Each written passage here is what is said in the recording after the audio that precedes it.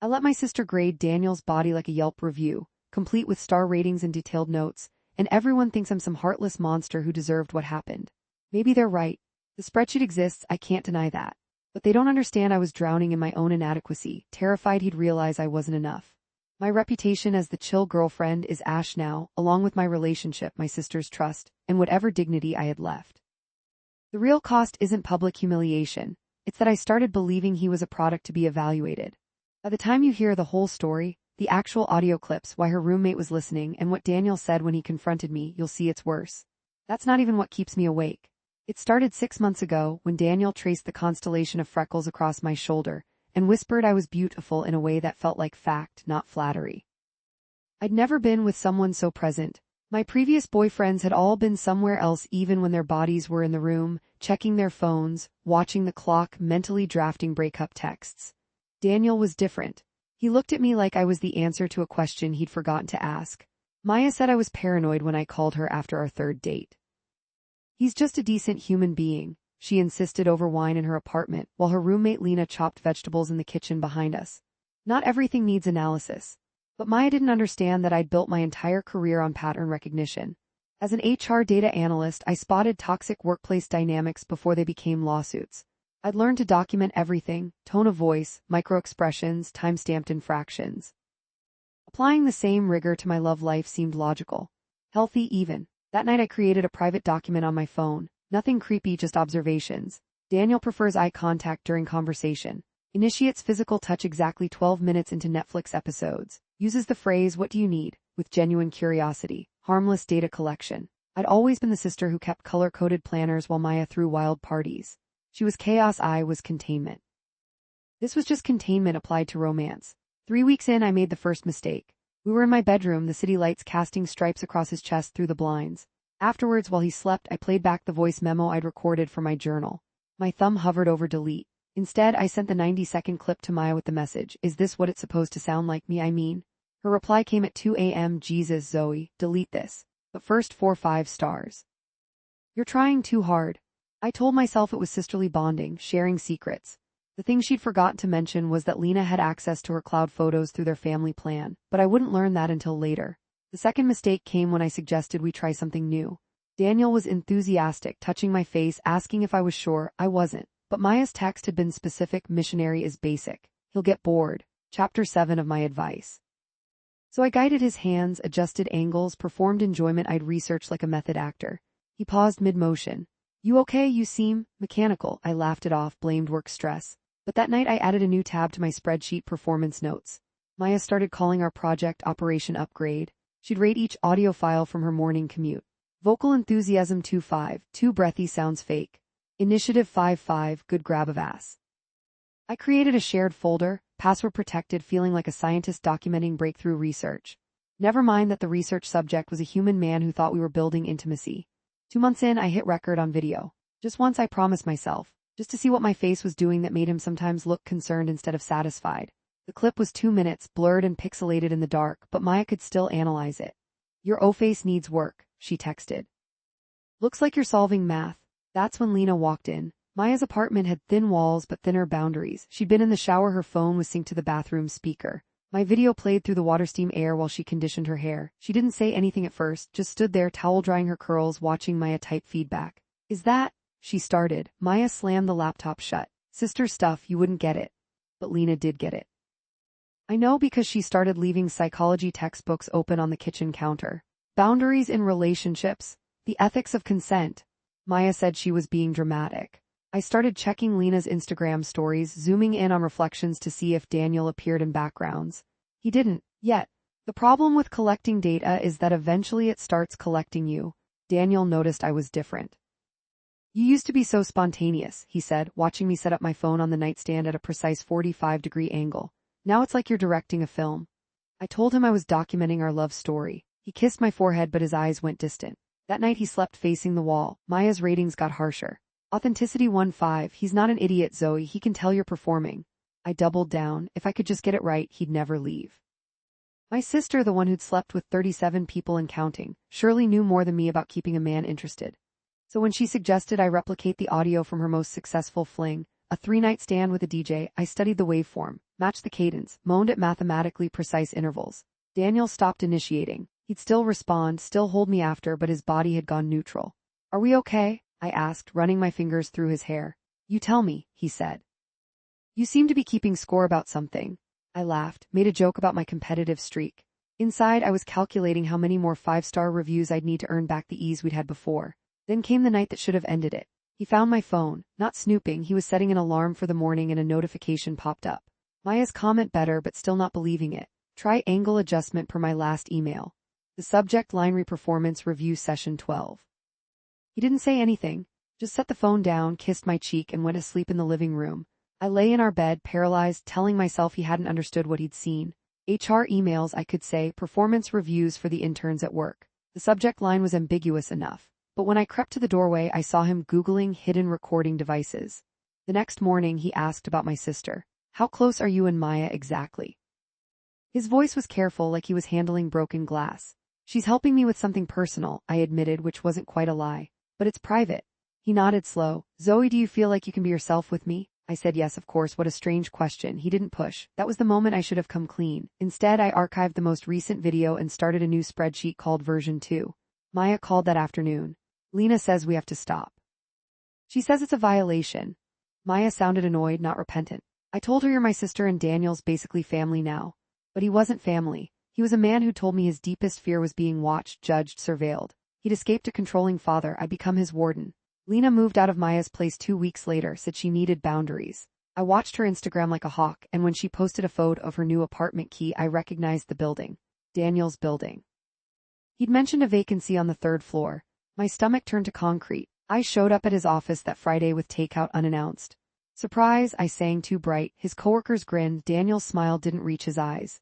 We need to talk, he murmured. Later. But later never came. He worked late, texted goodnight with no kiss emoji. I drove by his building at midnight and saw Lena's silhouette in the lobby. She wasn't visiting. She lived there now. The lobby camera would later show me packing outside for 40 minutes, checking my phone, looking up at windows like a stalker in a Lifetime movie. The confrontation I'd been dreading happened on a Tuesday. He came over with a small box, my things he'd gathered from his apartment. I know about the recordings, Zoe. The words landed like a slap. I found the cloud backup. I heard the one where your sister says I have average thrust velocity. He could barely say it. Who the fuck does that? I broke. I crumbled. I told him everything except the worst part, the part that would make him leave forever. I was scared. Maya said I was bad at this. She said men leave if you can't. I couldn't finish. Daniel's face had gone white. Your sister listened to us, had opinions, and you just let her. He wasn't yelling. That was worse. It wasn't about you, I whispered. It was about me being enough. He stood up, box in hand. You turned our intimacy into a spectator sport. That's not about being enough. That's about being cruel. The door clicked shut. I watched from the window as he walked to his car, posture broken. He didn't look back. Maya called. He texted me. He said I'm sick, that we're both sick. Her voice was small. You told him I was involved? I hadn't needed to. The audio files had her voice in the background, laughing at certain moments, saying, rewind that part. I'd forgot to edit those out. The sister who'd been my accomplice was now my accuser. You should have protected me, she hissed. You're the one who sent the files. Lena posted a photo that night, Daniel's hand holding a coffee mug in an apartment I recognized as the vacant unit. The caption, sometimes the right person is the one who sees you, not studies you. My thumb hovered over the comment button. I typed he'll do the same to you and deleted it. Typed hope you're happy and deleted it. Ended up blocking them both, which felt like surrender. The next morning, Maya's TikTok went viral. Not intentionally. She posted a video about red flags in sister relationships with a generic story about boundary violations. The comments section filled with people sharing their own stories. Then someone recognized the details. A mutual friend commented, "Is this about Zoe and Daniel?" The thread exploded. Screenshots of my spreadsheet appeared, ones I didn't know Maya had saved. The column headers: audio quality, technique score, authenticity rating. The final column: areas for improvement. That was the day I stopped going to work. My boss called. HR job, ironically. We need to discuss your social media presence. There's a concern about judgment and privacy. I resigned before they could fire me. Who wants someone who rates human performance in their personal life handling employee complaints?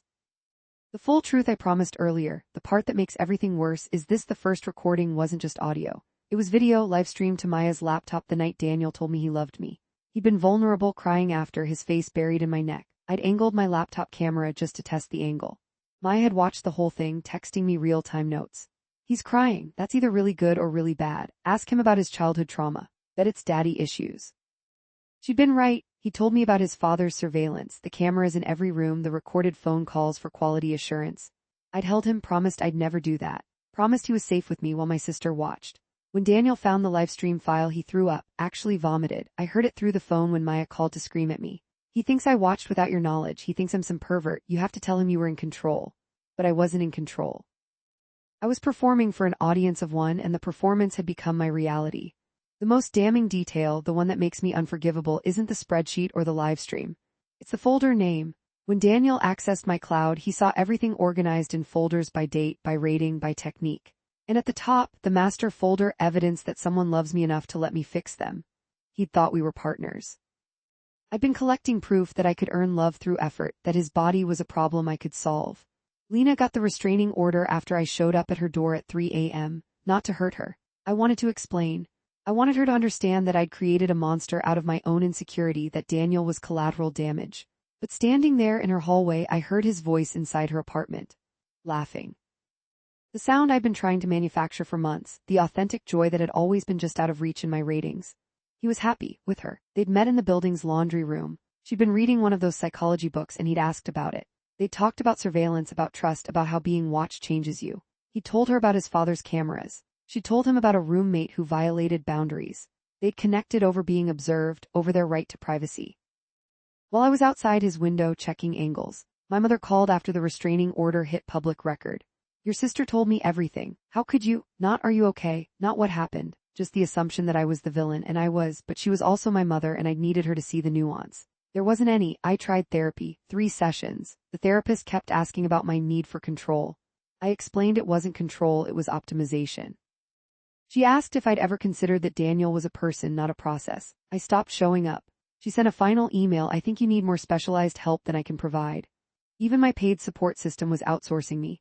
The part that brings me to this confession tonight is what happened yesterday. I saw a TikTok. Not one of theirs. I'm blocked everywhere, but my burner account still sees what their friends post. It was a party. Daniel's arm around Lena's waist. Someone asked how they met. Lena said, he was recovering from being treated like a science experiment. I just treated him like a man.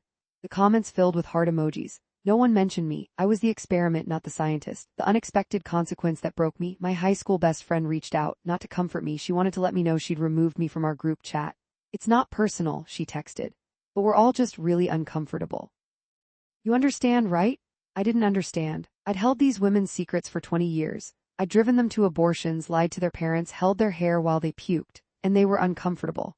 The moment of genuine self-awareness came at 4 a.m. this morning, eating cold pizza over my laptop.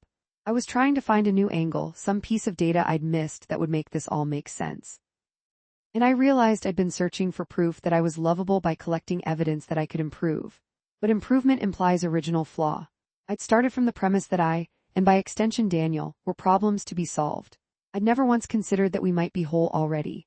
My current state is this: I live in a studio apartment on the other side of the city. I work as a data entry clerk for a company that doesn't Google employees. I have 2 friends left, both from online gaming, both unaware of my real name. I check Daniel and Lena's profiles through a third-party viewer that probably steals my credit card info. I tell myself I'm just making sure he's happy. Really, I'm looking for signs he's not, some indication that my failure was specific, not systematic, that I could have been enough if I just found the right formula. So why confess now? Because yesterday Maya called. First time in 4 months. She said Lena and Daniel are moving in together. The restraining order expires soon and she's asking if I'll contest the renewal. I said I didn't know. She sighed, that familiar sister sound of disappointment mixed with pity. You've always needed a grade, Zoe, even when we were kids. Gold stars on your chores chart, perfect attendance. Maybe this is what happens when you apply that to people. They flunk you out of their lives. She hung up before I could answer. But here's what I would have said: the gold stars were because our parents only noticed perfection. The attendance record was because being sick meant being invisible. The spreadsheets were because when you grow up as the quiet sister, the one boys overlook, you learn to compensate with effort. You learn that love is something you earn through improvement, not something given freely. Daniel understood that once. He'd seen my color-coded planners and called them cute. He'd watched me reorganize his kitchen by expiration date and said it was thoughtful. He witnessed my need for order and didn't run. What he couldn't forgive was that I extended that need into the most vulnerable moments, that I turned his trust into a teachable moment, that I shared his nakedness like a meme. The truth I've been hiding, the one that makes all the other truths look gentle, is that I don't regret the recordings themselves. I regret that they weren't enough. I regret that Maya's feedback didn't create the perfect relationship. I regret that Daniel chose Lena's authentic mess over my curated excellence. The cruelty wasn't in the act, it was in the underlying belief that love could be optimized, that he was a project, that my insecurity was more important than his humanity. So tell me I deserve this. Tell me I'm a monster. But remember that I started this because I was terrified of losing him, and I ended it by guaranteeing I would. The spreadsheet still exists. I moved it to an encrypted drive. Sometimes at night I open it not to torture myself, but because those recordings are the only proof I have that he was ever mine. Even if he was mine for all the wrong reasons. Even if he was mine because I never let him be himself. Even if he was mine because I never let him go. The last thing Daniel ever said to me before the lawyers and the restraining order was this: I would have loved you messy, Zoe. I would have loved you awkward and unsure and learning, but you never gave me that chance. You gave me a performance, and I'm tired of being your audience. He's not my audience anymore, he's Lena's partner, and I'm just the woman who learned too late that some things can't be rated, can't be improved, can't be earned. Love isn't a job you can optimize your way into keeping. It's a gift you receive when you show up as yourself. I showed up as a committee project, and the committee voted me out. So here I am, no gold stars, no perfect attendance. Just the consequences documented in excruciating detail, not in a spreadsheet this time, but in the permanent record of the people I hurt. You wanted the whole story, now you have it. Judge me however you need to. But while you're judging, ask yourself if the person you trusted most offered you a blueprint for keeping the person you loved, would you really have said no? Or would you have done exactly what I did, telling yourself it was for the best, telling yourself love was a test you could study for, telling yourself that this time you'd